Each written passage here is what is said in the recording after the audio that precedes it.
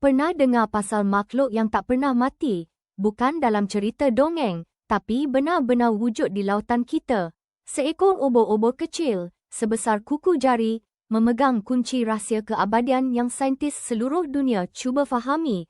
Namanya Turritopsis dohnii, atau lebih dikenali sebagai obor-obor abadi. Apabila ia mencapai usia tua atau terancam, ia tidak mati seperti makhluk lain. Sebaliknya, ia melakukan sesuatu yang luar biasa.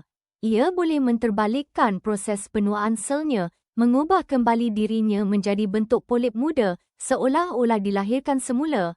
Fenomena menakjubkan ini dipanggil transdiferensiasi sel. Bayangkan, sel-sel dewasa yang sepatutnya mati, boleh berubah fungsi dan membentuk semula seluruh organisme. Ini seperti manusia boleh kembali menjadi bayi.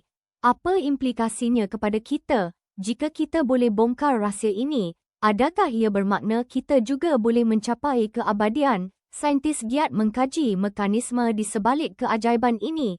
Mampukah obor-obor ini menunjukkan jalan ke masa depan perubatan, di mana penuaan dan penyakit boleh diatasi?